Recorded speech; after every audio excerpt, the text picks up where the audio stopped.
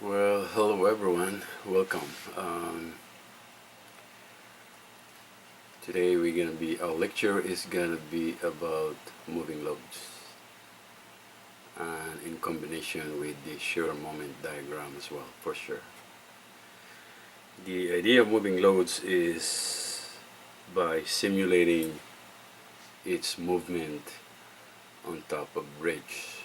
When the truck is going through the bridge, we have to simulate that movement by placing them step by step in a certain position, a distance away from the end support going to the front support of the bridge.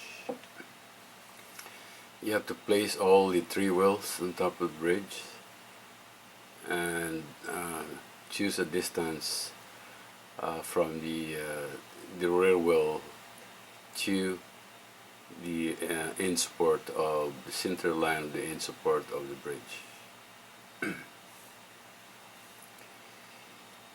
I use this type of loading is from the designation of the American Association of State Highway and Transportation Officials. They have two H loadings. The one is H and the other one is HS. I use HS20-44 loading, and this type of load has 32,000 pounds, both rear wheels, and 8,000 pounds in the front.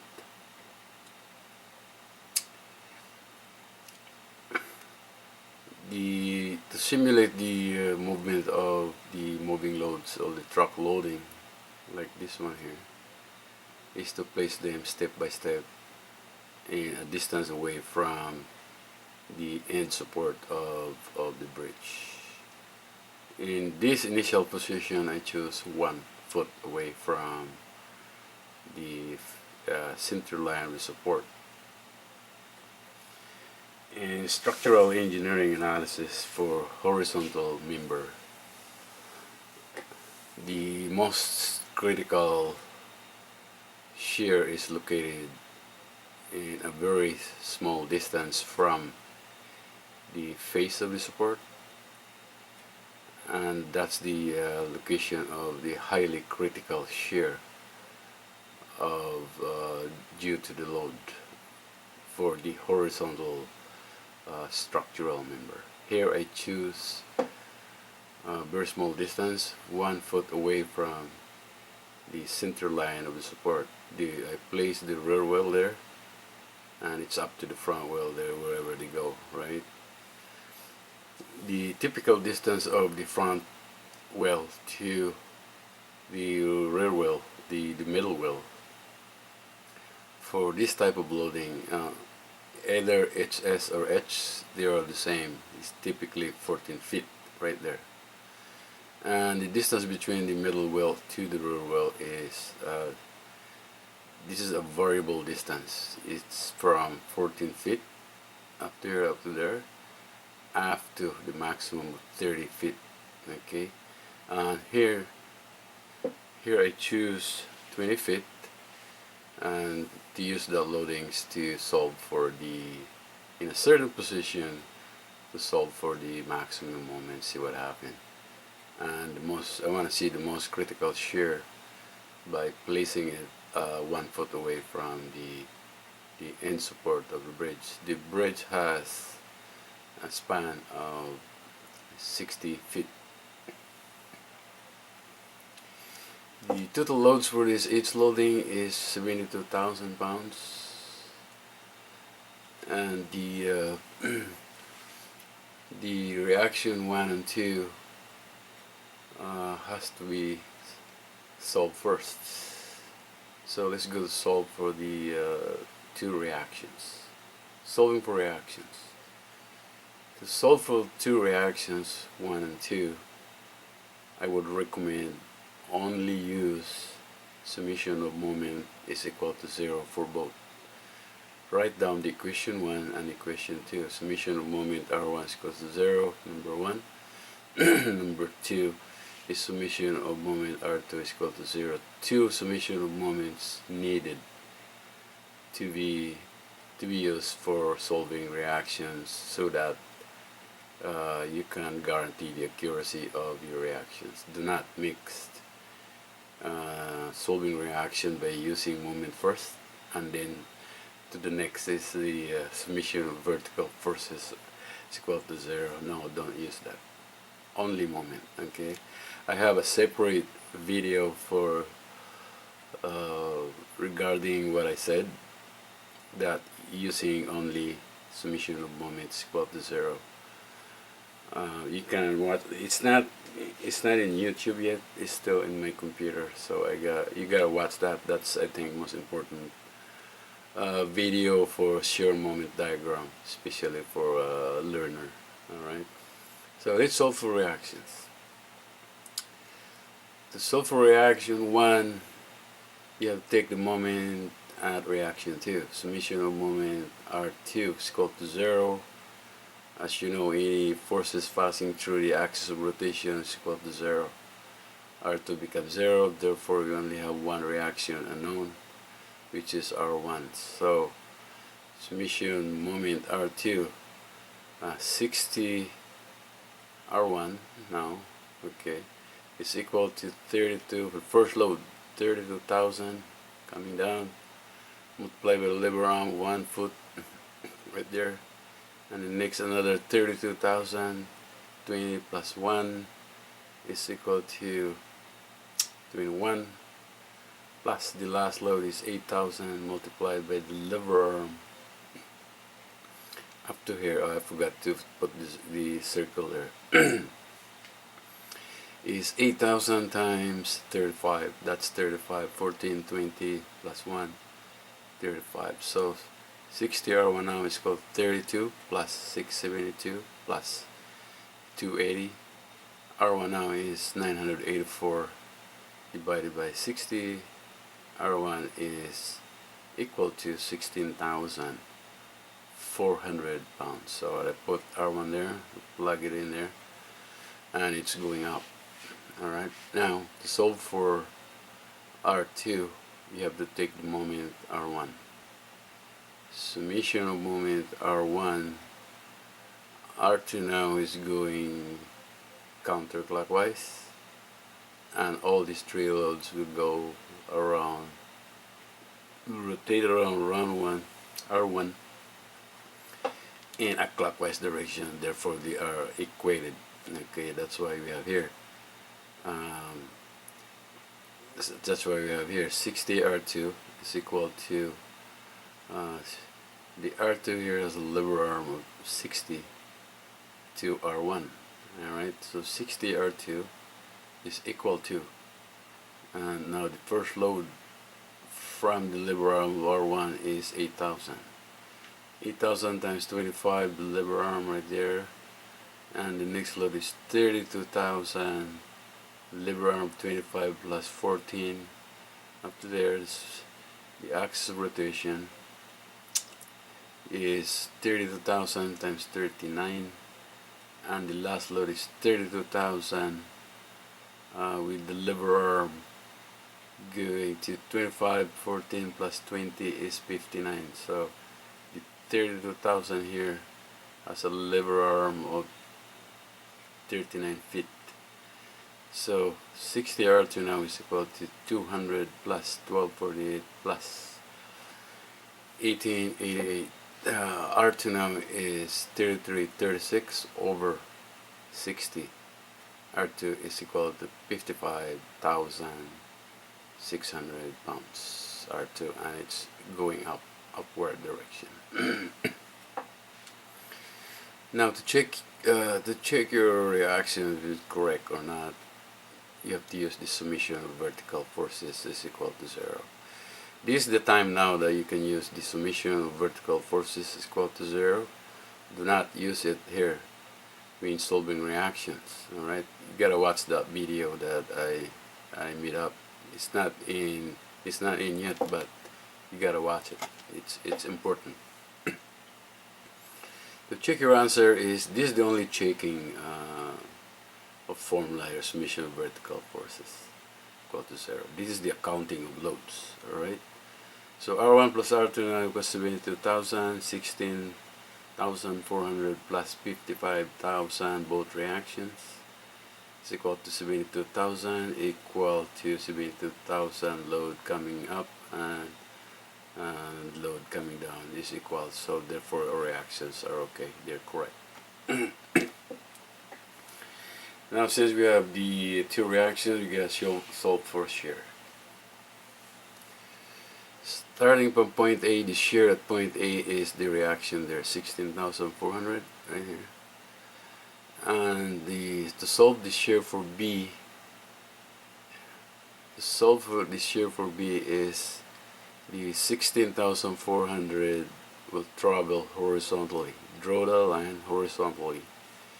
When there's no load on top of this space here, from the point of reaction, to draw the shear diagram is to draw a horizontal line.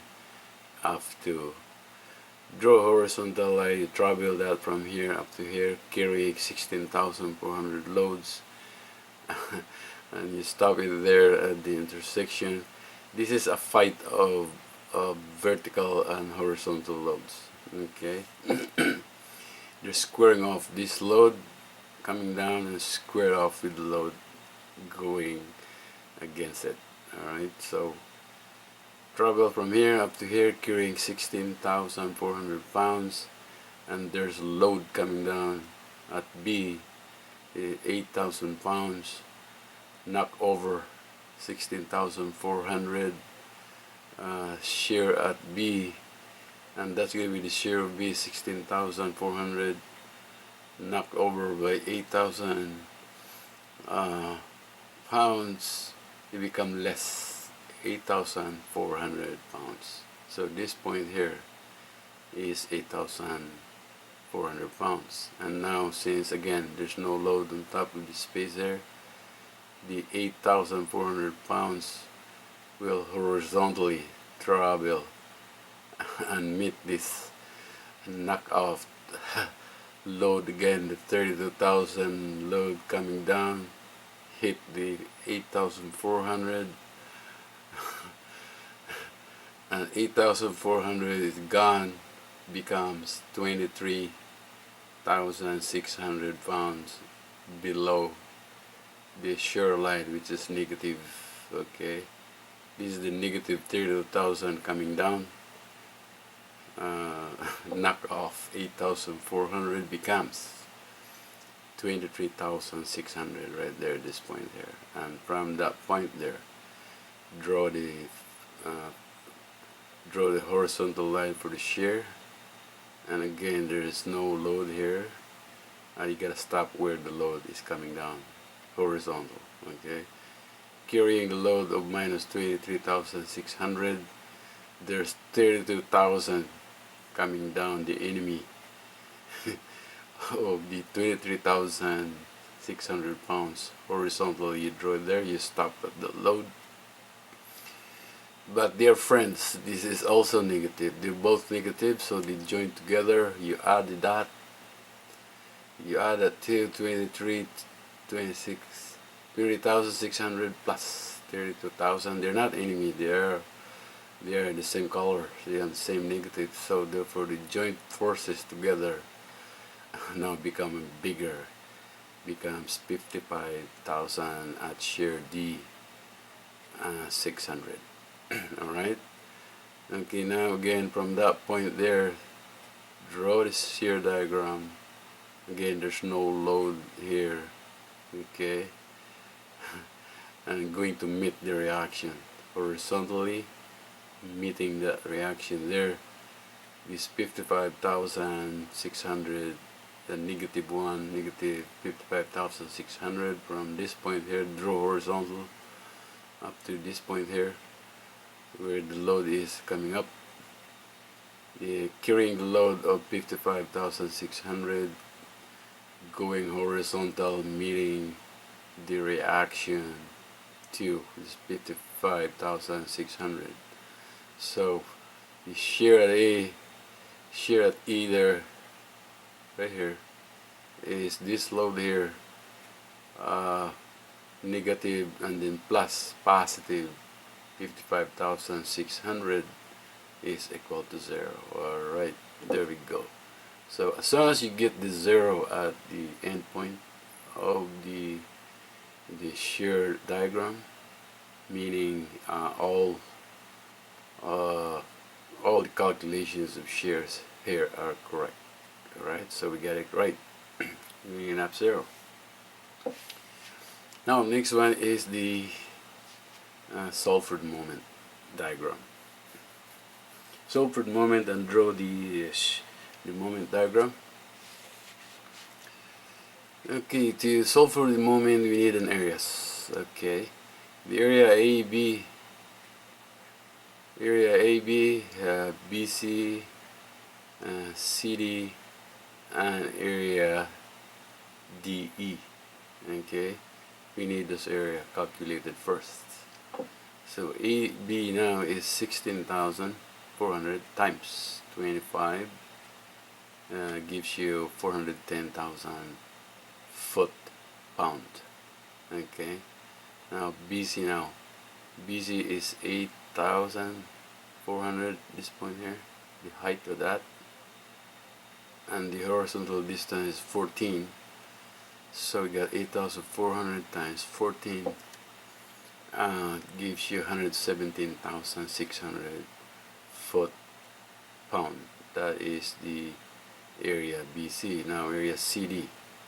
Area CD is right here. This height here is 23,600 multiplied by 20. Okay, distance there from there is 20. So 23,600 times 20 is equal to minus. This is a negative line below the shear line. Okay, above is positive, below is negative. So therefore it's minus 472,000 foot-pounds. Alright, so now area DE is the 55,000 line. From here from here up to here is 55,000, the height multiplied by the base, which is 1 foot.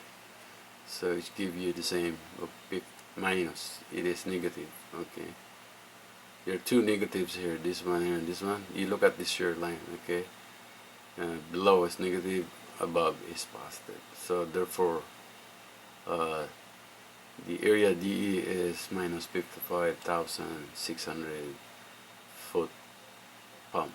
Alright, now we got the areas there. Now let's go for moment. Moment at A starts at 0 right here. This is A, B, C, D, and E. Moment at A start at 0. Now solve for moment B. Moment B is the area of AB, which is 410,000 foot-pounds right there. Okay, EB, that's the area. The moment here is the area of this. Okay, now moment at C is the area of this, AB plus BC. Okay, we're here now. Don't forget, don't leave them around. They are all connected up to here. Okay, that's the idea. Don't forget this. Okay, when you solve this. So area of this plus area of that, BC, EB plus BC is right here. Alright, it's right here. 410 plus 117,000 is equal to 527,600 pounds.